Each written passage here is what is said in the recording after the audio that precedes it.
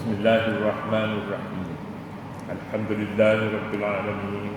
Wassalatu wassalamu ala asyrafil anbiya'i wal mursalin wa ala alihi wa sahbihi ajma'in. Subhanaka la ilma lana illa ma 'allamtana innaka antal alimul hakim. Wa la hawla wa la quwwata illa billahil 'aliyyil 'azim. Sila ke muka surat 365.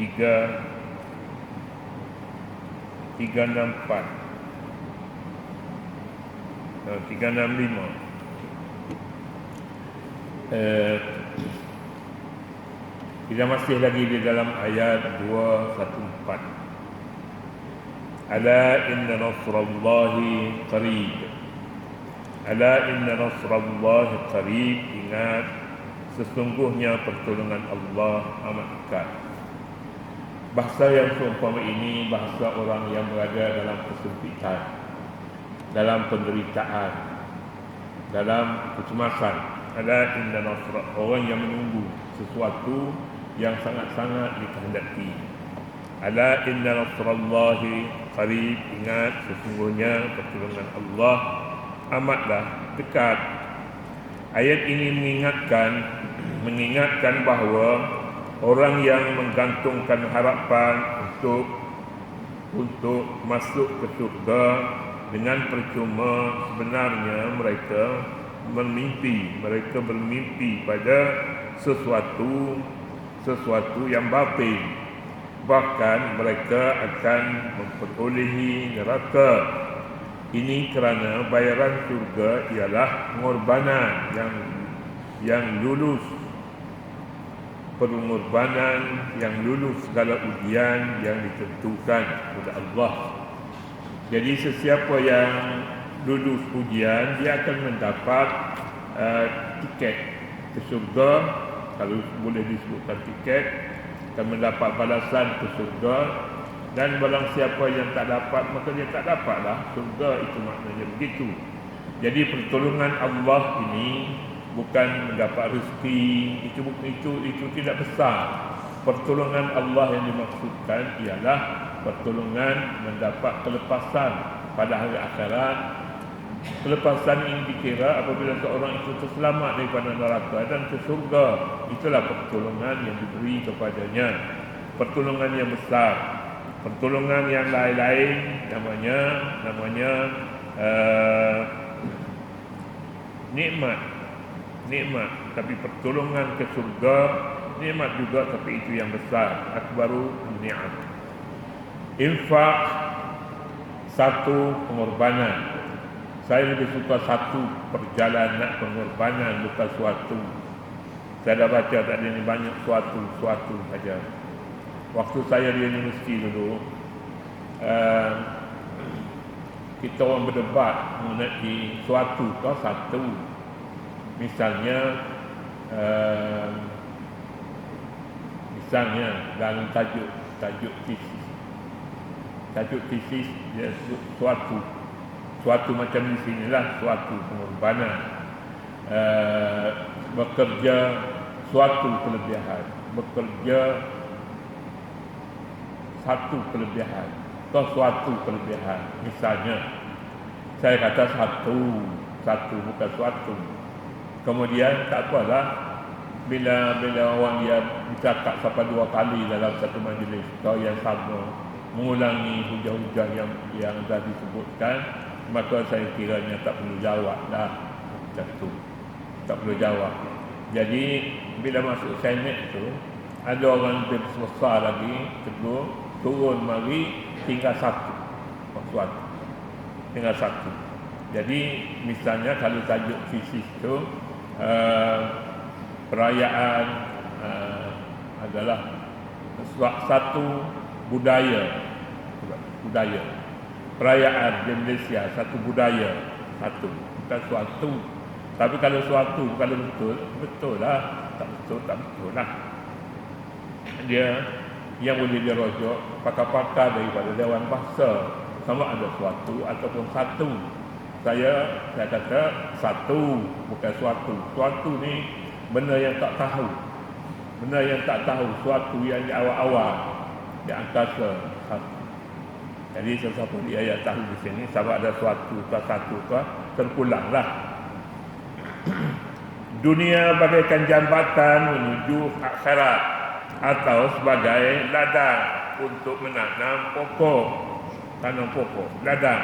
Apa dia? Dunia ini tempat kita menanam sesuatu. Kita tanamlah di dunia, kita tuai di akhirat. Sementara hasilnya nanti akan dituai di akhirat. Kita tanam di dunia, kita tuai di akhirat. InsyaAllah. Jadi yang kita nak tanam pokok tu, pokok apa yang kita nak tanam di dunia ini? Terpulanglah kepada ampunya cita-cita, ampunya harapan. Kalau dia mengharapkan menuai hasilnya, hasil bumi, maka itu adalah kebajikan yang sangat baiklah kira-kiranya.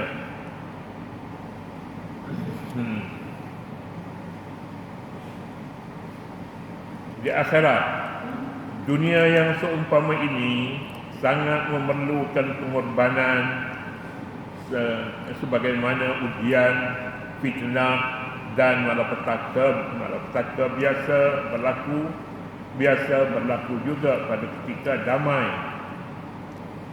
Apa dia? Fitnah dan malapetaka biasa berlaku juga pada ketika damai. Oleh itu infak diperlukan dalam kedua-dua keadaan ini. Infak untuk faedah di dunia, infak juga boleh berlaku untuk faedah di akhirat. Infak pada permulaan Islam merupakan satu pengorbanan, suatu lagi.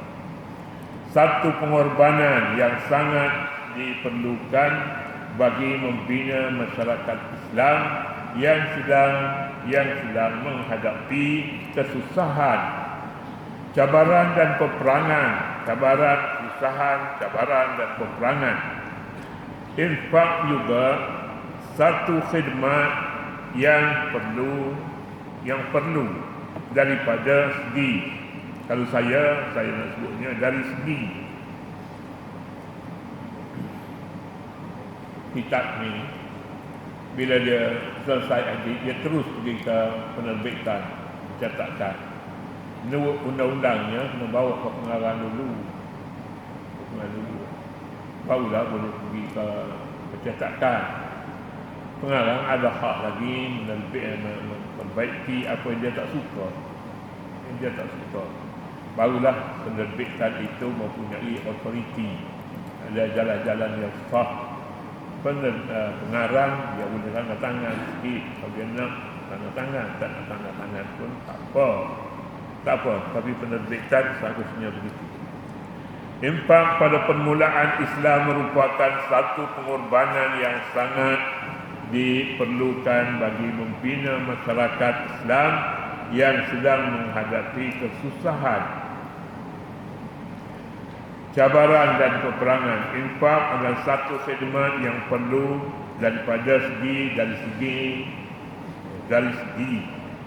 dari segi sosial dan takaful antara kelompok muslimin dengan kelompok muslimin, kelompok dengan kelompok yang lain, berasaskan nilai-nilai akidah dan syariat Islam. Itu dia infak. Infak ni satu amalan yang boleh menambahkan kasih sayang antara satu pihak dengan yang lain. Anak-anak yang diberi belanja kepada mereka dari tangan ke tangan, anak-anak merasakan lebih besar. Seorang bapa memberi sendiri bantuan kepada anak-anak dia yang patut, duit sekolah umpamanya. Dia yang mencari, dia juga yang memberi, dia menyampaikan kepada pihak. Boleh juga diberikan kepada ibunya, tapi bukan hak bapa lah, hak ibunya, hak ibu. Jadi untuk menambahkan kasih sayang, lebih baik bapanya sendiri yang menyampaikan bantuan, yang menyampaikan infak itu kepada infak sekolah, belanja harian sekolah kepada anak-anaknya. Saya fikir begitu. Tapi bila bapa mengambil sikap, ibunya yang memberi, dia beri kepada ibu, ibunya menyampaikan kepada anak-anak, anak-anak lebih sayang kepada ibu daripada bapa, sebab bapa tidak memberi apa-apa kepada mereka untuk ke sekolah, kecuali ada masalah-masalah yang tertentu. Demikian juga kepada ibunya, bapa hendaklah memberi wang, bukan memberi kad kredit. Dia belilah nak beli apa-apa pun. Saya rasa itu kurang baik, kerana ia lari daripada konsep asalnya nafkah. Nafkah itu bukannya kad kredit, tetapi wang, barang-barang, sayur-sayur, barang makanan. Jadi itulah sebabnya, maka kalau orang Mekah dia tidak beri, dia berinya buat balik makanan. Ibu-ibu di rumah, isteri duduk di rumah, dan di rumah pun mereka berehat sahaja. Itu orang Mekah dah. Tapi orang Malaysia tak sesuai begitu. Kerana bukan budaya mereka. Budaya adalah satu perjuangan. Yang ke-215, umat muslimin sebelum ayat ini dinuzulkan telah banyak berbicara tentang infak. Mereka mungkin sudah jelas dengan zakat dan sedekah wajib, tetapi kurang jelas tentang derma sukarela atau sedekah sunat. Lalu pertanyaan mengenainya dikemukakan kepada Nabi SAW. Inilah sebabnya pertanyaan datang, kerana mereka baru sebenarnya dengan sedekah sunat ini. Yang mereka sedar adalah zakat wajib, zakat fitrah, zakat harta. Yas'alunaka madza yunfiqun. Mereka bertanya kepadamu tentang jenis perbelanjaan yang mereka nafkahkan. Yas'alunaka, mereka akan bertanya ini daripada pihak yang tak faham, tak tahu, belum dengar, atau itu baru. Sedekah sunat kalau baru. Yang kalau yang sudah sedia tahu dalam masyarakat mereka, nafkah yakni perbelanjaan wajib. Perbelanjaan wajib ini zakat, sama ada fitrah ataupun zakat harta ataupun zakat unta dan sebagainya, mereka tahu. Ayat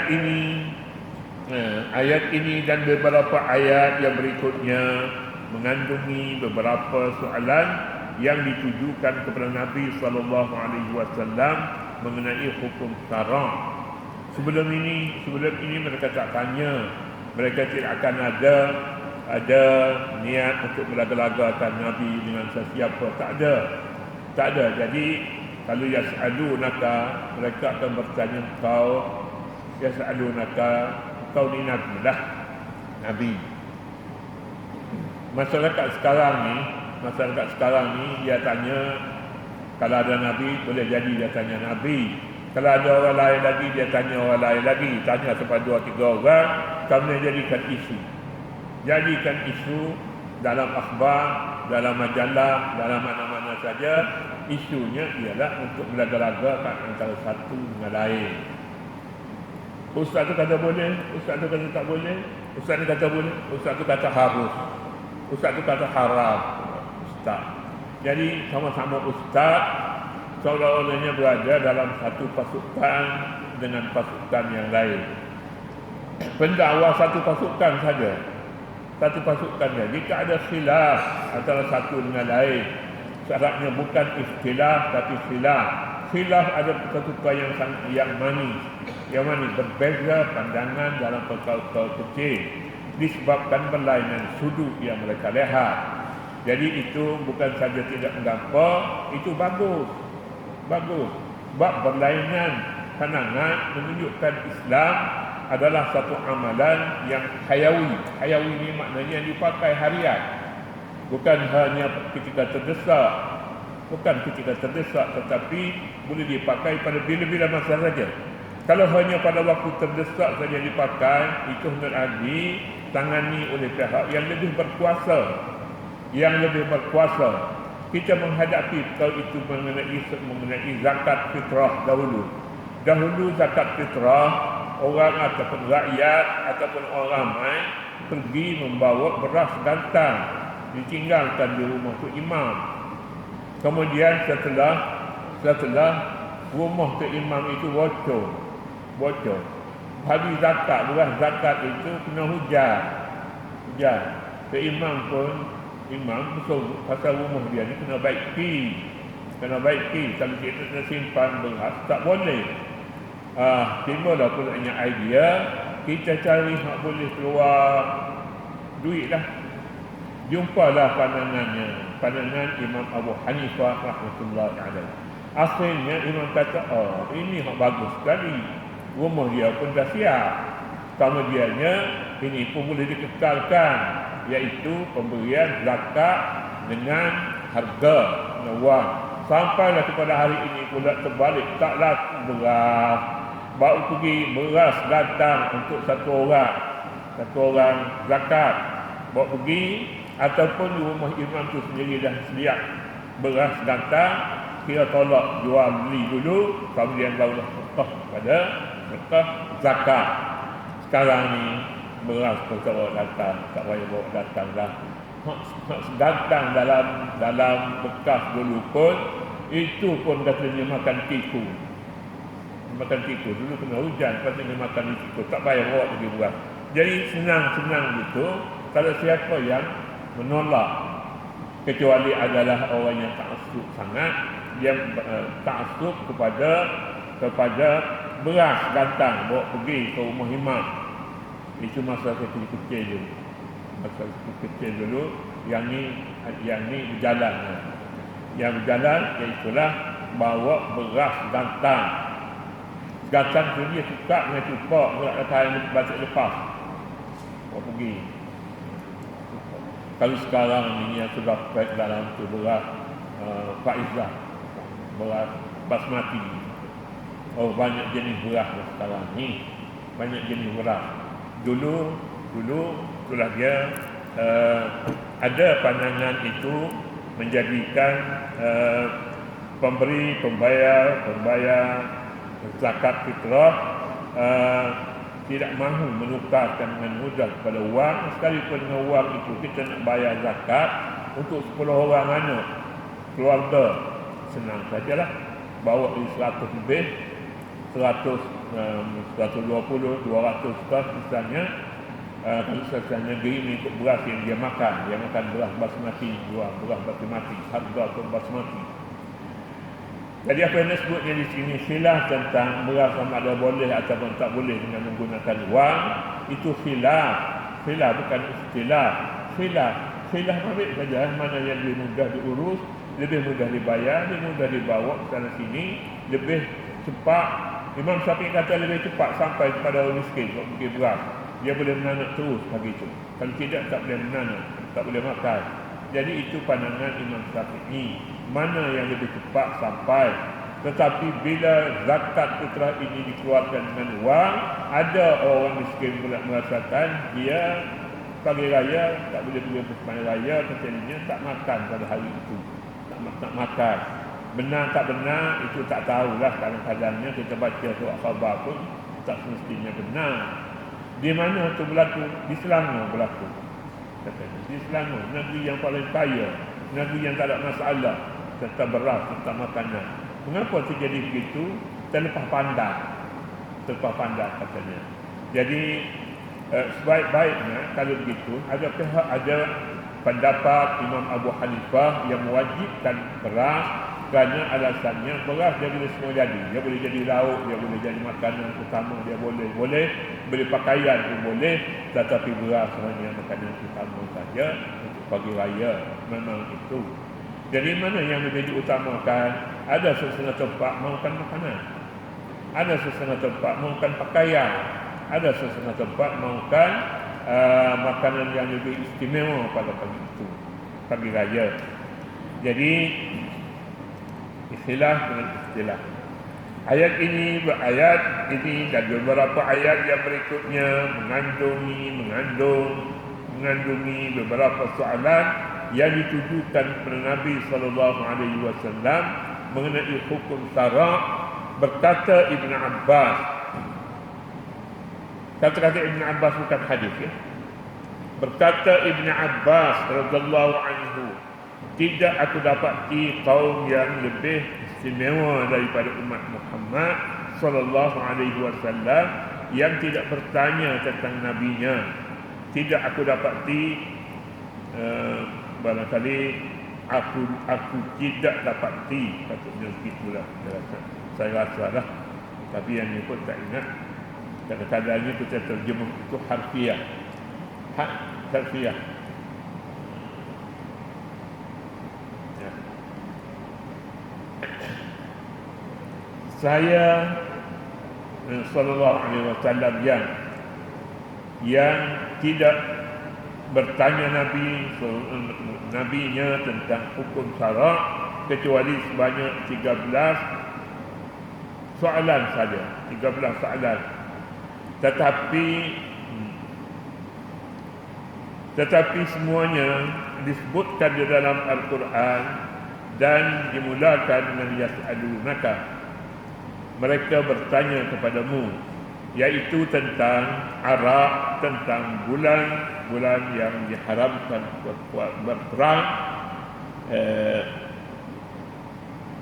Pertama sekali tentang arak, yas'alunaka 'anil khamri wal maisir qul fihima ismun kabir. Itu satu. Yang kedua, mereka bertanya tentang perkara-perkara yang mendatangkan manfaat. Ada atas sekali. Bulan yang diharamkan perang, yas'alunaka 'anil syahril haram qitalin fihi. Dua, tentang anak-anak yatim dan lain-lain. Yas'alunaka 'anil yatama qul islahul lahum khair. Kemudian mereka bertanyakan perkara-perkara yang mendatangkan faedah, yang mendatangkan manfaat sahaja. Itu satu antara yang ditanya. Yas'alunaka apa kalau yang mendatangkan faedah saja. Yas'alunaka 'anil tak ingat. Kata-kata Ibn Abbas ini membawa beberapa erti. Satu, umat yang bertanya tidak seperti Bani Israel. Umat Nabi Muhammad bertanya tidak seperti Bani Israel. Bani Israel dia bertanya, tapi di sebalik pertanyaan itu macam-macam tujuannya. Tujuannya untuk menguji Nabi. Yas'alunaka 'anil ruh qul ruh min amri rabbi. Mereka Bani Israel akan bertanyamu tentang ruh yang duduk di mana. Roh manusia ni mempunyai roh. Dia duduknya di mana? Di kepala ke, di kaki ke, di jantung ke, ataupun di mana? Nabi telah difirman, tadi beritahu Allah di awal lagi, jawab begini, qulir ruhu min amri rabbi. Jawablah kepadanya, roh itu urusan Tuhanku. Bila urusan Tuhan kita pun tak tahulah roh dari mana tempat duduknya, ataupun duduk di seluruh badan. Yahudi datang bertanya Nabi. Yahudi itu ingatnya kali ini dia kata lebah dah Nabi. Pasal apa? Pertanyaan yas'alunaka 'anil ruhi. Ada dalam kitab Taurat, dia jawab begini. Bila dia tanya Nabi, kalau dia jawab tak serupa dengan apa yang ada dalam Taurat, nyata dia berbohong. Tentunya lah Nabi Allah Subhanahu wa taala berada di belakangnya. Tentulah jawapannya itu tepat seperti mana dalam Taurat. Selama mana Taurat itu yang datang daripada langit, datangnya daripada Allah. Sebab itulah Yahudi dahulu tak boleh dipakai, sekarang pun tak boleh dipakai. Sebab dia mempunyai niat yang tidak betul bila memukakan sesuatu pertanyaan. Yang kedua, pertanyaan yang dikemukakan oleh umat terhadap Nabi, oleh umat Nabi Muhammad terhadap Nabi mereka sallallahu alaihi wasallam sangat sedikit. Itulah soalan umat Nabi Muhammad yang dia bertanya kepada Nabi, tak berapa banyak yang dia tanya, kecuali yang ada dalam Quran, maka Nabi jawab apa yang ada dalam Quran lah. Ini menunjukkan tingginya kesopanan dan adab mereka terhadap baginda. Kesopanan mana? Kesopanan umat Nabi Muhammad ini, mereka tak tanya apa yang mereka tahu. Mereka tidak bertanya kecuali Nabi dulu yang memberitahu. Oleh sebab itu, soalan yang datang daripada umat Nabi Muhammad kepada Nabi sangat sedikit. Yang ketiga, mereka lebih senang untuk menghadapi perintah sebaik saja perintah disampaikan. Faktor ini sekaligus merupakan petanda mudahnya pengalaman hukum yang diwajibkan ke atas mereka, ke atas umat ini. Sebaliknya, Bani Israel yang banyak bertanya itu, hukum-hukum yang dijawab yang diwajibkan ke atas mereka lebih berat lebih menyulitkan. Itu yang mereka bertanya Nabi SAW. Mereka tanya Nabi mereka Nabi Musa. Tapi tanya Nabi Muhammad ini hak yang lebih berat. Ada Yahudi pada ketika itu pun datang bertanya Nabi, seperti yas'alunaka 'anil ruh. Tanya Nabi, itu hak menyulitkan, hak memberatkan untuk jawab. Jadi Nabi jawab urusan Tuhan. Qul ruhu min amri rabbi. Mereka mungkin bertanya tentang kadar nisab zakat. Itu dia. Nisab zakat, atau tentang apa-apa perbelanjaan yang sepatutnya mereka infakkan. Qul ma anfaqtum min khair wallahu subhanahu wa ta'ala a'lam. A'udzu billahi minasyaitonir rajim. Bismillahirrahmanirrahim. Allahumma arzuqni ilman nafi'an wa qalban khashi'an wa 'amalan salihan mutaqabbalan wa tawbatan maqbulatan wa tijaratan lan tabur. Walhamdulillahi rabbil alamin.